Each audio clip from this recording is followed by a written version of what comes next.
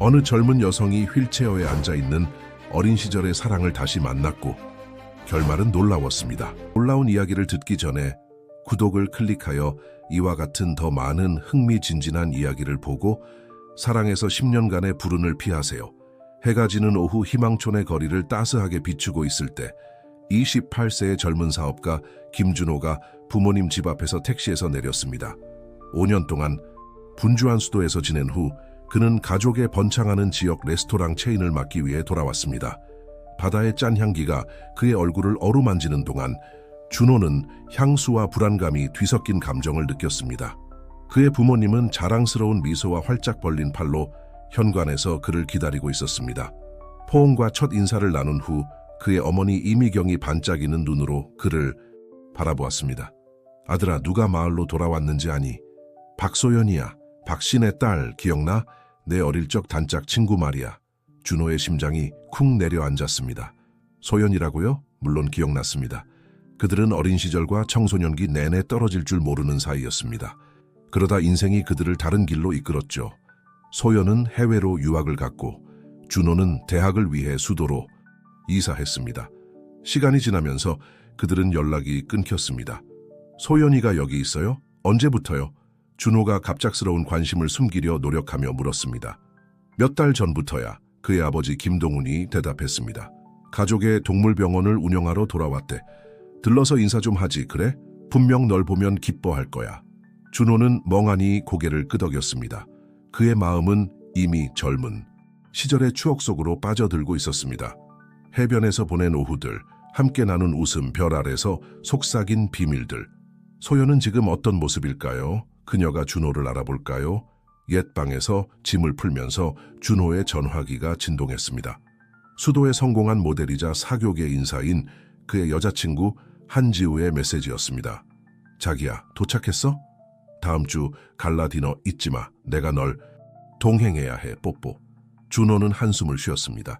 지우는 아름답고 야심찼지만 때로는 그들의 관계가 그가 갈망하는 깊이가 부족하다고 느꼈습니다. 하지만 그들은 거의 2년 동안 함께였고 그녀는 그의 경력에 큰 도움이 되었습니다. 그날 밤 부모님과 저녁을 먹으며 마을 소식을 듣는 동안 준호는 소연에 대해 생각하지 않을 수 없었습니다. 그녀를 찾아가야 할까요? 이 모든 세월이 지난 후 그녀에게 뭐라고 말해야 할까요? 그러나 운명은 다른 계획을 가지고 있었습니다. 다음 날 아침 준호는 고향을 다시 익숙해지기 위해 해안가를 산책하기로 했습니다. 갓 내린 커피 향이 그를 바다가 보이는 작은 카페로 이끌었습니다. 주문하기 위해 줄을 서 있을 때 익숙한 목소리가 그를 얼어붙게 만들었습니다. 아메리카노 라지 한 잔 주세요. 준호가 천천히 돌아섰을 때 그녀가 거기 있었습니다. 박소연, 그가 기억하는 것만큼이나 아름답지만 시간이 부여한 성숙함이 느껴졌습니다. 그들의 눈이 마주쳤고 순간 세상이 멈춘 것 같았습니다. 준호야, 정말 너야? 그녀의 목소리에는 놀라움이 역력했지만 준호의 심장을 더 빠르게 뛰게 하는 따뜻함도 있었습니다. 소연아. 그녀가 그를 자연스럽게 껴안기 전에 그가 할 수 있는 말은 그것뿐이었습니다. 그녀 머리카락에서 나는 제스민 향기가 그를 순식간에 청소년 시절로 데려갔습니다. 약속과 꿈으로 가득 찬 그 끝없는 여름들로 말이죠. 네가 여기 있다니 믿을 수가 없어. 소연이 떨어져 나와 그를 더 잘 보기 위해 외쳤습니다. 언제 돌아왔어? 왜 나한테 알리지 않은 거야? 준호는 미소를 지었고 갑자기 수줍음을 느꼈습니다. 어제 막 도착했어. 널 찾아갈 생각이었는데 뭐 운명이 나보다 빨랐나 봐. 그들은 함께 웃었고 그 순간 마치 떨어져 있던 세월이 존재하지 않았던 것처럼 느껴졌습니다. 그들은 테이블을 함께 쓰기로 했고 곧 젊은 시절과 같은 편안함으로 대화에 빠져들었습니다. 소연은 그에게 해외에서의 공부, 수의사로서의 경험, 그리고 가족과 가까이 지내고 동물병원을 운영하기 위해 희망촌으로 돌아오기로 한 결정에 대해 이야기했습니다. 준호 또한 수도에서의 모험, 사업 세계에서의 성공과 실패, 그리고 최근 가족 사업을 돕기 위해 돌아오기로 한 결정에 대해 공유했습니다. 이야기를 나누는 동안 준호는 소연이 얼마나 많이 변했는지, 그리고 동시에 여전히 그가 청소년 시절 비밀리에 사랑했던 그 소녀와 같다는 것을 느꼈습니다. 그녀의 웃음은 여전히 전염성이 있었고 그녀가 열정에 대해 이야기할 때 그녀의 눈은 같은 강도로 빛났으며 그녀의 경청하는 방식, 완전히 주의를 기울이고 공감하는 모습은 그를 진정으로 이해받는다고 느끼게 했습니다. 시간은 날아가듯 흘렀고 그들이 마침내 시계를 볼 때 아침 내내 대화를 나누고 있었다는 것에 놀랐습니다. 세상에 너와 함께 있으면 시간이 정말 빨리 가. 소연이 마지못해 일어서며 외쳤습니다. 병원으로 돌아가야 해. 하지만 우리 다시 만날 수 있을까? 아직 할 이야기가 너무 많아. 준호는 열정적으로 고개를 끄덕였습니다. 물론이지.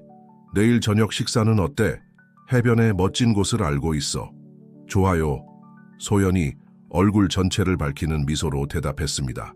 그들은 또 다른 포옹으로 작별 인사를 나누었고 준호가 그녀가 멀어지는 것을 바라보며 설명할 수 없는 감정들의 혼합을 느꼈습니다. 그녀를 다시 만난 것에 대한 행복감, 잃어버린 시간에 대한 향수, 그리고 뭔가 더 많은 것, 오래전에 뒤로 했다고 생각했던 무언가의 불꽃이 느껴졌습니다. 하지만 그는 또한 죄책감을 느꼈습니다. 그는 지우와 함께 있지 않나요?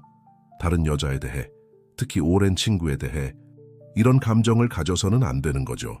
집으로 돌아가는 길에 준호는 소연과 그녀의 존재가 잊혀졌다고 생각했던 감정들을 어떻게 일깨웠는지 계속 생각했습니다. 그러나 현재 상황의 현실이 그를 강타했을 때 그는 전화기에서 지우의 또 다른 메시지를 보았습니다. 자기야, 방금 중요한 계약을 성사시켰어. 네가 돌아오면 축하하자. 보고 싶어. 준호는 손으로 머리를 쓸어 넘기며 갑자기 과거와 현재 사이에 갇힌 것 같은 느낌이 들었습니다. 소연과의 재회는 무엇을 의미하는 걸까요? 그리고 이것이 지우와의 관계에 어떤 영향을 미칠까요? 해가 희망촌 위로 지는 동안 준호는 고향으로의 귀환이 상상했던 것보다 훨씬 더 복잡해질 것임을 깨달았습니다. 운명이 그에게 교차로를 준비했고 이제 그는 어떤 길을 택할지 결정해야 했습니다. 이후 며칠은 준호에게 감정의 소용돌이가 되었습니다.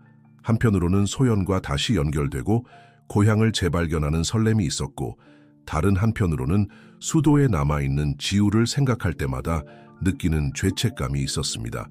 지우는 그녀의 남자친구의 마음속에서 일어나고 있는 폭풍을 전혀 모르고 있었습니다. 소연과의 저녁 식사는 마법 같았습니다.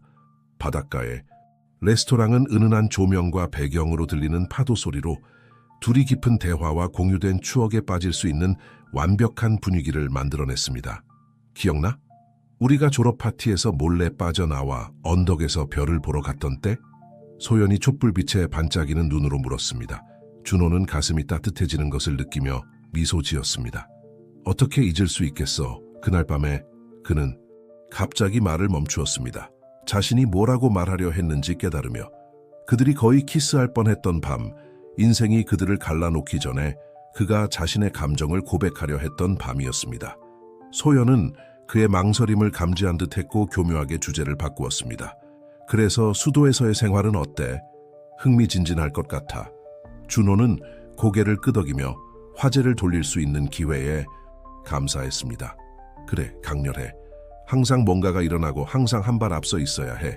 그럼 네 여자친구는? 어머니가 네가 누군가와 사귀고 있다고 언급하셨어. 그 질문은 준호를 놀라게 했습니다. 잠시 동안 그는 지우의 존재를 완전히 잊고 있었습니다. 아 그래, 지우. 그녀는 모델이야. 몇 년 전 자선 행사에서 만났어. 소연은 그의 목소리에서 열정이 부족한 것을 눈치챘습니다. 그녀에 대해 이야기할 때 별로 흥분되어 보이지 않네. 준호는 자리에서 불편하게 몸을 뒤척였습니다. 복잡해. 지우는 대단해. 하지만 때로는 우리가 다른 세계에 살고 있다고 느껴. 그녀는 스포트라이트, 파티, 사교 생활을 좋아해. 나는 넌 날 알잖아. 그래, 널 알지. 소연이 부드럽게 말했고 그녀의 눈빛은 이해로 가득 차 있었습니다. 넌 항상 조용한 밤과 깊이 있는 대화를 더 좋아했지. 의미심장한 침묵의 순간이 흘렀습니다. 둘 다 공중에 떠있는 뭔가가 더 있다는 것을 느낄 수 있었습니다. 말하지 않았지만 분명히 느낄 수 있는 무언가가. 마침내 소연이 침묵을 깼습니다. 준호야, 넌 행복해? 그 질문은 파도처럼 그를 강타했습니다. 그는 행복한가요? 그는 성공했고 아름다운 여자친구가 있고 유망한 경력이 있었습니다. 하지만 행복, 그것은 다른 문제였습니다. 나는 모르겠어. 그는 마침내 인정했습니다. 내가 모두가 기대하는 사람이 되려고 너무 바빠서 내가 정말로 원하는 것을 잊어버린 것 같아. 소연은 테이블 위로 손을 뻗어 준호의 손을 잡았습니다. 그 접촉이 그의 온몸에 전기를 흘려보냈습니다. 자신을 재발견하기에 늦은 때는 없어 준호야. 넌 집으로 돌아왔어. 어쩌면 이곳뿐만 아니라 너 자신과도 다시 연결할 때일지도 몰라. 그녀의 말이 그에게 깊이 울렸습니다. 오랜만에 처음으로 준호는 누군가가 정말로 그를 보고 그를 이해한다고 느꼈습니다. 저녁 식사는 둘 다의 취향에 비해 너무 빨리 끝났습니다. 그들의 젊은 시절을 떠올리게 하는 별이 빛나는 하늘 아래 해변을 걸으면서 준호는 소연에게 키스하고 싶은 거의 저항할 수 없는 충동을 느꼈습니다. 하지만 지우에 대한 기억이 그를 멈추게 했습니다. 그는 이렇게 할 수 없었습니다. 적어도 이런 식으로는 안 됐습니다. 그들은 필요 이상으로 오래 지속된 포옹으로 작별 인사를 나누었고 준호는 머릿속이 복잡한 채로 집으로 돌아왔습니다. 다음 며칠은 죄책감과 흥분 사이를 계속 오갔습니다. 지우의 메시지를 받을 때마다 그는 자신이 배신자처럼 느껴졌지만 마을에서 소연과 우연히 마주칠 때마다 묻혀있다고 생각했던 감정들이 되살아났습니다. 한편 수도에서 한지우는 준호가 생각한 것만큼 상황에 무지하지 않았습니다. 그녀의 호화로운 아파트에 앉아 전화기를 뚫어지게 바라보며 그녀는 남자친구의 메시지가 어떻게 더 드물고 차가워졌는지 주목했습니다. 낙원의 문제라도 있나? 소파에서 남자의 목소리가 들렸습니다. 지우는 이상혁, 그녀의 가장 친한 친구이자 비밀 동업자를 바라보았습니다. 그는 여러 면에서 그녀의 파트너였지만 준호는 이에 대해 전혀 모르고 있었습니다. 뭔가 일어나고 있어. 지우가 중얼거렸습니다. 준호가 달라졌어. 멀어진 것 같아. 상혁이 다가와 그녀의 어깨에 손을 얹었습니다. 그가 뭔가를 의심하고 있다고 생각해? 지우는 고개를 저었습니다. 아니 그건 아니야. 그는 마치 그 마을에서 뭔가를 재발견한 것 같아. 아니면 누군가라고? 상혁이 눈썹을 치켜 올렸습니다. 우리가 걱정해야 할까? 모르겠어. 지우가 인정했습니다. 하지만 우리는 어떤 것도 우리의 계획을 방해하도록 둘 수 없어. 우리는 여기까지 오기 위해 너무 열심히 일했어. 상혁은 고개를 끄덕이며 그의 마음은 이미 가능한 해결책을 생각하고 있었습니다. 어쩌면 네가 사랑하는 남자친구에게 깜짝 방문을 할 때가 된 것 같아. 그에게 여기 대도시에서 그가 가진 것을 상기시켜주는 거지. 지우는 미소를 지었지만 그것은 계산된 미소였고 따뜻함이 없었습니다. 네 말이 맞아. 준호를 현실로 돌려놓을 시간이야. 그가 지금 누구인지 우리가 함께 만든 모든 것을 잊어서는 안 돼. 한편 희망촌에서는 수도에서 짜여지고 있는 음모를 전혀 모른 채 준호는 소연과 점점 더 많은 시간을 보내고 있었습니다. 함께 그들은 어린 시절의 옛 장소들을 재발견하고 웃음과 비밀을 나누었으며 조금씩 준호는 수년 만에 처음으로 더 생동감 있게 느끼기 시작했습니다. 어느 오후 동물병원에서 소연을 돕고 있을 때 준호는 중요한 것을 깨달았습니다. 그는 소연에게 다시 사랑에 빠지고 있을 뿐만 아니라 인생 자체에 다시 사랑에 빠지고 있었습니다. 소독약 냄새와 동물들의 부드러운 소리가 동물병원을 채우는 동안 준호는 소연이 검사할 수 있도록 조심스럽게 작은 강아지를 붙잡고 있었습니다. 그들의 손이 잠시 스쳤고 둘 다 그들 사이에서 점점 더 자주 느껴지는 전기 같은 불꽃을 느꼈습니다. 도와줘서 고마워 준호야. 소연이 따뜻한 미소로 말했습니다. 요즘 네가 없으면 어떻게 했을지 모르겠어. 준호는 심장이 빨라지는 것을 느꼈습니다. 친구란 그런 거 아니겠어? 친구. 그 단어는 그들 사이에서 자라나고 있는 것을 설명하기에는 점점 더 부적절하게 느껴졌습니다. 하지만 준호는 현실을 무시할 수 없었습니다. 그는 여전히 지우와 관계에 있었습니다. 그날 밤 병원을 닫은 후 해변을 걸으면서 소연은 마침내 그들이 피해왔던 주제를 꺼냈습니다. 준호야. 그녀가 파도 소리보다 겨우 들릴 정도로 작은 목소리로 시작했습니다. 우리 지금 뭐 하는 거야? 준호는 멈춰 섰고 해가 바다로 지기 시작하는 수평선을 바라보았습니다. 모르겠어, 소연아. 나는 혼란스러워. 넌 여자친구가 있잖아, 준호야. 소연이 말했고 그녀의 목소리에는 아픔과 좌절감이 섞여 있었습니다. 그리고 나는 이게 나에게 아무것도 아니라고 계속 가장할 수 없어. 준호는 그녀를 향해 돌아서서 그녀의 손을 자신의 손 안에 잡았습니다. 이건 내게 모든 것을 의미해, 소연아. 너와 함께한 이 며칠, 나는 수년 만에 처음으로 살아있다고 느꼈어. 하지만 네 말이 맞아. 나는 지우에게 정직해야 해. 내 감정을 정리할 시간이 필요해. 소연은 눈물을 머금은 차에 고개를 끄덕였습니다. 이해해. 하지만 난 영원히 기다릴 순 없어, 준호야. 나도 내 마음을 지켜야 해. 그들은 그날 밤 표현되지 않은 감정들로 가득 찬 포옹을 나누며 헤어졌고, 둘 다 그들이 전환점에 있다는 것을 알고 있었습니다. 한편 수도에서 지우는 희망촌으로의 깜짝 방문 세부사항을 마무리하고 있었습니다. 그녀의 호화로운 펜트하우스에서 그녀는 조심스럽게 옷장에서 가장 인상적인 옷들을 꺼내 짐을 싸고 있었습니다. 정말 좋은 생각인지 확신해 상혁이 소파에서 와인 잔을 들고 그녀를 지켜보며 물었습니다. 지우는 캐리어를 탁 소리나게 닫았습니다. 물론이지. 준회에게 여기서 그가 가진 것을 상기시켜 줄 시간이야. 난 그 시골뜨기가 우리가 노력해온 모든 것을 망치도록 둘 수 없어.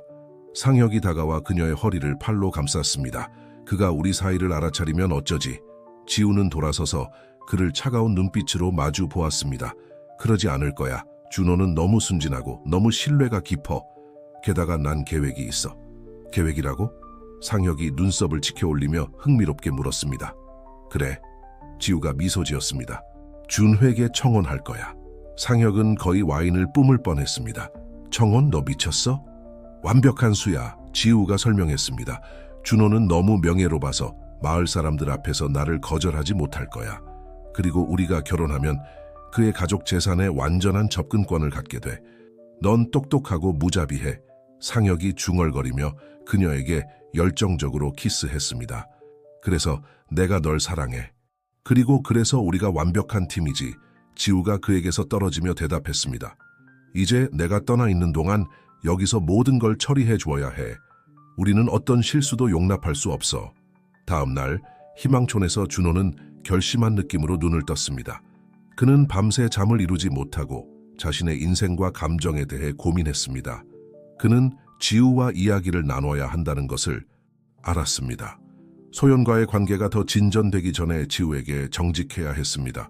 그는 전화기를 집어들어 지우에게 전화를 걸려고 했지만 문자 메시지가 그를 멈추게 했습니다. 자기야, 깜짝 선물이야. 난 지금 공항에 있어. 몇 시간 후면 희망촌에 도착할 거야. 너 보고 싶어 죽겠어. 큰 소식이 있어. 사랑해. 준호는 세상이 무너지는 것 같은 느낌이 들었습니다. 지우가 오고 있었고 그는 아직 자신의 감정을 정리하지 못했습니다. 이 상황을 어떻게 다뤄야 할까요? 재빨리 그는 소연에게 메시지를 보냈습니다. 우리 얘기 좀 해야 해. 급해. 1시간 후에 해변 카페에서 만날 수 있어. 소연의 답장은 거의 즉시 왔습니다. 물론이야. 거기서 볼게. 1시간 후 준호는 카페에서 소연과 마주 앉아 있었고 그의 앞에 있는 커피잔은 손대지 않은 채로 있었습니다. 그는 상황을 설명했습니다. 지우의 임박한 도착, 그의 혼란, 두 여자 모두에게 정직하고 싶은 그의 욕망에 대해. 소연은 조용히 듣고 있었고 그녀의 얼굴은 억제된 감정의 마스크였습니다. 준호가 말을 마쳤을 때 그녀는 깊게 숨을 들이쉬고 말하기 시작했습니다. 준호야, 내 정직함에 감사해. 하지만 난 네가 네 감정을 정리할 시간이 필요하다고 생각해. 난 다른 여자가 될 수 없어. 네가 결정을 내릴 때까지 그림자 속에서 기다릴 수 없어. 소연아, 그녀는 손을 들어 그를 멈추게 했습니다. 아니, 내 말 좀 끝까지 들어봐. 난 널 사랑해, 준호야. 항상 그랬던 것 같아. 하지만 넌 이걸 스스로 해결해야 해. 지우와 이야기하고 그녀에게 정직해. 그리고 무엇보다도 너 자신에게 정직해. 네가 명확해지면 날 어디서 찾을 수 있는지 알 거야. 그 말과 함께 소연은 일어나 카페를 나갔고 준호를 혼자 그의 생각과 갈라진 마음과 함께 남겨두었습니다. 한편 희망촌 공항에서 지우가 비행기에서 내리고 있었고 그녀의 입술에는 계산된 미소가 있었습니다. 그녀는 가방에 약혼 반지를 가지고 있었고 마음속에 계획을 세우고 있었습니다. 그녀는 준호나 그녀의 길을 가로막는 누구에게든 감정적인 대가를 치르게 하더라도 자신의 미래를 확보하기로 결심했습니다. 그들 중 누구도 운명이 자신만의 계획을 가지고 있다는 것을 알지 못했고 아무리 잘 숨겨진 비밀이라도 가장 예상치 못한 순간에 드러나는 습관이 있다는 것을 알지 못했습니다. 오후의 태양이 희망촌의 거리를 비추고 있을 때 지우를 태운 택시가 준호 부모님의 집 앞에 멈췄습니다. 그녀의 몸매를 강조하는 드레스와 완벽한 메이크업을 한 채 지우는 차에서 내렸고 헌신적이고 흥분된 여자친구 역할을 연기할 준비가 되어 있었습니다. 준호는 현관에서 그녀를 기다리고 있었고 그의 얼굴은 모순된 감정들의 혼합이었습니다. 그들의 눈이 마주쳤을 때 지우는 그의 눈에서 이전에 본 적 없는 무언가 다른 것, 의심의 그림자를 발견했습니다. 깜짝 선물이야 자기야. 지우가 계산된 열정으로 그의 팔에 뛰어들며 외쳤습니다. 준호는 그녀를 안았지만 지우는 그의 몸에서 긴장감을 느낄 수 있었습니다. 지우야, 이렇게 빨리 널 볼 줄 몰랐어. 왜 더 일찍 알려주지 않았어? 널 깜짝 놀라게 하고 싶었어. 그녀가 대답하며 그를 부드럽게 키스했습니다. 날 보고 기쁘지 않아? 준호가 대답하기 전에 그의 어머니 미경이 그들을 맞이하러 나왔습니다. 지우야, 이런 즐거운 깜짝 방문이라니. 들어와요, 들어와요. 방금 신선한 레모네이드를 만들었어요. 그들이 거실에 자리를 잡는 동안 지우는 시간을 낭비하지 않고 자신의 계획을 실행에 옮겼습니다. 나 멋진 소식이 있어요. 그녀가 발표하며 작은 벨벳 상자를 가방에서 꺼냈습니다. 준호야, 사랑해. 보통은 남자가 이런 걸 하지만 우리는 21세기에 살고 있잖아. 그렇지? 김준호, 나와 결혼해 줄래? 그 뒤에 이어진 침묵은 귀청이 터질 것 같았습니다. 미경은 놀라움의 작은 비명을 내뱉었고 막 거실로 들어온 준호의 아버지 동우는 문간에서 얼어붙었습니다. 준호는 열린 상자를 바라보았고 오후의 빛 아래에서 반짝이는 반지를 보며 세상이 그의 주위에서 닫혀오는 것 같은 느낌이 들었습니다. 그의 마음은 소연에게로 날아갔습니다. 그들이 나눈 대화들, 그가 재발견한 감정들로. 나는... 준호는 말을 더듬었고 일관된 문장을 만들어내지 못했습니다. 지우는 그의 망설임을 감지하고 더 압박하기로 결정했습니다. 자기야, 날 이렇게 놔두지 마. 우리가 함께 있어야 한다는 걸 알잖아. 우리가 이룬 모든 것, 우리가 함께 이룰 수 있는 모든 것을 생각해봐. 바로 그 순간 운명이 개입하기로 결정했습니다. 현관문이 갑자기 열리고 소연이 숨을 헐떡이며 급하게 들어왔습니다. 그녀의 얼굴에는 긴급함의 표정이 있었습니다. 준호야, 이렇게 들어와서 미안해. 하지만 긴급 상황이야. 네 아버지의 말 중 하나가... 어머. 소연은 그녀 앞의 장면을 보고 갑자기 멈췄습니다. 지우의 눈이 새로운 사람을 보고 좁아졌습니다. 당신은 누구죠? 준호는 일어섰고 그의 얼굴은 창백했습니다. 지우야, 이 사람은 소연이야. 내 어릴 적 친구야. 소연아, 이 사람은 지우, 내 여자친구야. 방 안의 긴장감은 거의 만질 수 있을 정도였습니다. 소연은 놀람에서 빨리 회복하고 동훈에게 말했습니다. 김 선생님, 죄송합니다만 선생님의 말 중 하나가 분만 중이고 합병증이 있어요. 마구간에서 도움이 필요해요. 동훈은 고개를 끄덕이며 불편한 상황에서 벗어날 수 있는 핑계에 감사했습니다. 물론이지. 지금 바로 가자. 준호야, 우리를 도와줄 수 있겠니? 준호는 그의 인생에서 긴급 상황에 이렇게 감사한 적이 없었습니다. 물론이죠, 아빠. 지우야, 미안해. 이 대화는 나중에 계속해야겠어. 지우가 항의하기도 전에 준호는 이미 집 밖으로 나가 그의 아버지와 소연을 따라 마구간으로 향하고 있었습니다. 긴장감을 느낀 미경은 상황을 부드럽게 하려고 노력했습니다. 지우야, 얘야. 남자들이 이 긴급 상황을 처리하는 동안 좀 쉬는 게 어떠니? 분명 피곤한 여행이었을 거야. 지우는 기계적으로 고개를 끄덕였지만 그녀의 마음은 전속력으로 돌아가고 있었습니다. 그 소연이라는 여자가 단순한 어릴 적 친구 이상이라는 것을 깨닫는 데에는 천재가 될 필요가 없었습니다. 준호가 그녀를 바라본 방식, 그들 사이에 분명한 긴장감, 뭔가가 일어나고 있었고 그녀는 그것이 무엇인지 알아내기로 결심했습니다. 한편 마구간에서 준호, 소연, 동훈은 함께 힘들어하는 말을 돕기 위해 일하고 있었습니다. 상황의 긴급성에도 불구하고 준호는 계속해서 소연에게 몰래 시선을 던지며 압박 상황에서 그녀의 침착함과 전문성을 감탄하고 있었습니다. 1시간의 긴장된 시간 후 말은 건강한 만가지를 낳았습니다. 동훈이 어미와 아기가 괜찮은지 확인하기 위해 남아있는 동안 준호와 소연은 지친 상태로 마구간을 나왔습니다. 도와줘서 고마워. 소연이 부드럽게 말했습니다. 내 여자친구가 여기 있는 줄 몰랐어. 중요한 일을 방해했다면 미안해. 준호는 고개를 저었습니다. 아니, 난 소연아, 설명해야 해. 아무것도 설명할 필요 없어, 준호야. 소연이 그를 가로막았습니다. 네가 해결해야 할 일이 많다는 게 분명해. 난 그저 직업적인 긴급 상황 때문에 왔을 뿐이야. 준호가 대답하기도 전에 돌바닥 위로 들리는 하이힐 소리가 지우의 존재를 알렸습니다. 이런 지우가 비꼬는 톤으로 말했습니다. 정말 감동적인 장면이네요. 영웅적인 수의사와 그의 조수, 하루를 구하다.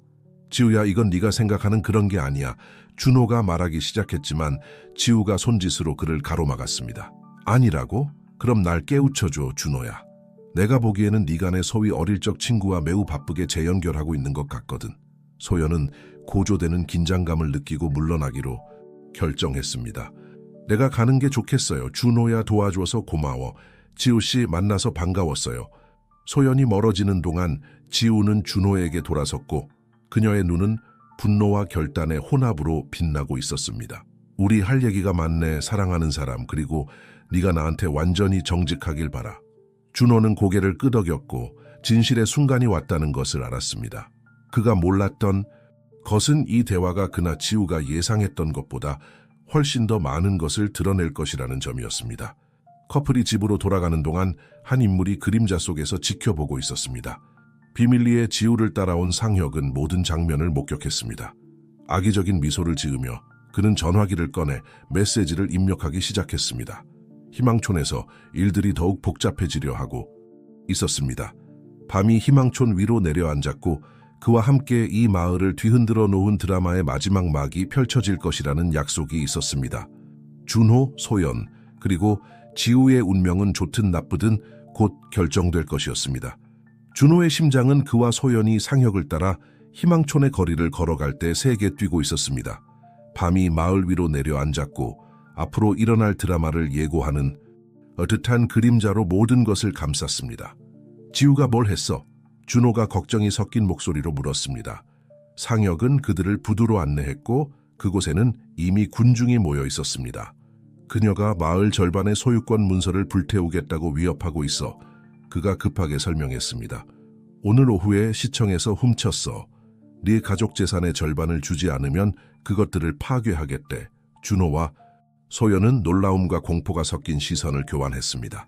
절망이 지우를 상상할 수 없는 행동으로 이끈 것이었습니다. 그들이 부두에 도착했을 때 지우가 가장자리에 서 있는 것이 보였습니다. 그녀는 상자와 라이터를 들고 있었습니다. 평소에는 완벽했던 그녀의 머리카락이 바다바람에 흩날리고 있었고 그녀의 눈은 광기와 절망의 혼합으로 빛나고 있었습니다. 지우야. 준호가 군중을 헤치고 나가며 외쳤습니다. 뭐 하는 거야? 지우는 그를 향해 돌아섰고 그녀의 얼굴에는 뒤틀린 미소가 있었습니다. 아, 준호야. 내 사랑, 대단원을 보러 왔구나. 그리고 네 작은 시골 연인도 데려왔네? 정말 감동적이야. 이건 미친 짓이야, 지우야. 준호가 그녀를 향해 한 걸음 내디디며 말했습니다. 네가 하고 있는 일을 생각해봐. 무고한 사람들의 삶에 영향을 미치고 있어. 무고한? 지우가 비웃었습니다. 이 세상에 무고한 사람은 없어, 준호야. 모두가 값이 있고 모두가 사고 팔릴 수 있어. 나는 그저 다른 사람들보다 게임을 더 잘했을 뿐이야. 소연이 한 걸음 앞으로 나섰고 그녀의 목소리는 부드럽지만 단호했습니다. 지우씨, 당신이 상처받고 화가 났다는 걸 알아요. 하지만 이건 해결책이 아니에요. 아직 올바른 일을 할 수 있어요. 지우는 소연을 바라보았고 그녀의 눈은 경멸로 가득 차 있었습니다. 당신이 올바른 일에 대해 뭘 알아요? 당신이 준호를 훔쳤고 내 계획을 망쳤어요. 이 모든 게 당신 잘못이에요. 아니야, 지우야. 준호가 끼어들었습니다. 소연이 날 훔치지 않았어. 네가 날 잃은 건 네 자신의 행동 때문이야. 네 거짓말과 조종 때문이야. 하지만 아직 내 자신을 구원할 시간이 있어. 문서를 넘겨주고 당국에 자수해. 이 상황에서 약간의 존엄성을 가지고 빠져나올 수 있는 유일한 방법이야. 잠시 동안 준호의 말이 지우에게 닿은 것 같았습니다. 그녀의 손이 떨렸고 라이터를 쥔 손이 흔들렸습니다. 하지만 그때 그녀의 얼굴이 다시 굳어졌습니다. 존엄성. 너 같은 사람이 존엄성에 대해 뭘 알아? 넌 항상 모든 걸 은쟁반에 받아왔잖아. 난 모든 부스러기를 위해 싸워야 했어. 빠른 동작으로 지우는 라이터를 켜고 상자에 가까이 가져갔습니다. 하지만 그것이 접촉하기 전에 바다에서 불어오는 강한 바람이 불꽃을 꺼뜨렸습니다. 그 순간의 방심을 이용해 상혁은 지우의 뒤로 다가가 그녀의 손에서 상자를 빼앗았습니다. 끝났어, 지우야. 상혁이 문서를 안전하게 들고 물러서며 외쳤습니다. 우리 잘못에 대한 대가를 치를 시간이야. 지우는 자신의 마지막 계획이 무너지는 것을 보고 좌절과 절망의 비명을 질렀습니다. 그녀는 부두 위에 무릎을 꿇었고 그녀의 모든 힘과 통제력의 가면이 마침내 무너졌습니다. 상황을 알린 경찰이 그 순간 도착했습니다. 지우를 데려가는 것을 보면서 준호는 한때 사랑한다고 믿었던 여자에 대해 연민에 찌르는 듯한 감정을 느꼈습니다. 평화를 찾길 바라, 지우야. 그녀가 멀어지는 것을 보며 그가 중얼거렸습니다. 소연이 그에게 다가와 그의 손을 잡았습니다. 괜찮아? 그녀가 부드럽게 물었습니다. 준호는 그녀를 바라보았고 사랑과 이해로 가득 찬 그녀의 눈에서 위안을 찾았습니다. 괜찮아질 거야. 그가 대답했습니다. 네가 내 옆에 있으면 난 무엇이든 극복할 수 있어. 군중이 흩어지고 희망촌의 평온이 돌아오는 동안 준호와 소연은 부두에 남아 수평선에서 떠오르기 시작하는 일출을 바라보았습니다. 알아? 준호가 소연을 팔로 감싸며 말했습니다. 김 할아버지가 한 번 가장 어두운 폭풍우 뒤에 가장 아름다운 일출이 온다고 하셨어. 그 말씀이 맞으신 것 같아. 소연은 미소를 지으며 준호의 어깨에 머리를 기댔습니다. 그럼 우리에게는 이제 뭐가 기다리고 있을까? 준호는 그녀를 바라보았고 그의 눈은 사랑과 희망으로 가득 차 있었습니다. 새로운 시작이지. 함께.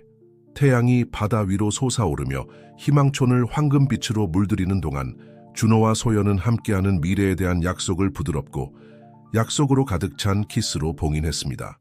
그 후 며칠과 몇 주 동안 마을은 서서히 정상으로 돌아왔습니다.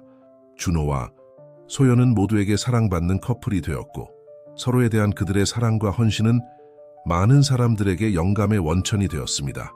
준호는 희망촌에 영구적으로 머물기로 결정했고 아버지와 함께 가족 사업을 전체 커뮤니티의 이익이 되는 방식으로 확장하기 위해 일했습니다. 소연은 동물병원에서의 일을 계속했고 동물에 대한 그녀의 열정과 마을에 대한 사랑은 그 어느 때보다 강해졌습니다. 한편 지우는 자신의 행동에 대한 결과를 맞이했습니다. 그녀는 몇 년의 징역형을 선고받았지만 시간과 반성이 그녀를 인간성을 재발견하도록 이끌 것이라는 희망이 있었습니다. 상혁은 후회와 올바른 일을 하고 싶은 욕망에 이끌려 희망촌에 머물기로 결정했고 지역 사회의 신뢰를 재건하는 데 도움을 주었습니다. 시간이 지나면서 그는 자신만의 구원의 길을 찾았습니다. 그리고 이렇게 거짓과 배신의 폭풍에 휩쓸렸던 희망촌은 그 어느 때보다 더 강하고 단합된 모습으로 나타났습니다. 준호와 소연의 이야기는 지역의 전설이 되었고 진정한 사랑이 때로는 예상치 못한 길을 걷더라도 항상 꽃피는 방법을 찾는다는 것을 상기시켜주는 이야기가 되었습니다. 몇 달 후 어느 오후 준호와 소연이 해변을 걸으며 일몰을 바라보기 위해 멈췄을 때 소연이 물었습니다. 우리가 이렇게 끝날 거라고 상상이나 했어. 준호는 미소를 지으며 그들을 이 순간으로 이끈 모든 굴곡과 전환을 회상했습니다. 내 깊은 속에서는 항상 네가 그 사람이라는 걸 알고 있었던 것 같아. 단지 집으로 돌아오는 길을 찾아야 했을 뿐이야. 그리고 태양이 수평선 너머로 지면서 하늘을 생생한 색으로 물들이는 동안 준호와 소연은 서로를 껴안았습니다. 그들은 이 완벽한 순간으로 이끈 시련에 감사했습니다. 역경 속에서 단련되고 진실로 강화된 그들의 사랑은 희망촌의 모든 이에게 희망의 등대였고 결국 진정한 사랑은 항상 승리한다는 것을 상기시켜주는 것이었습니다.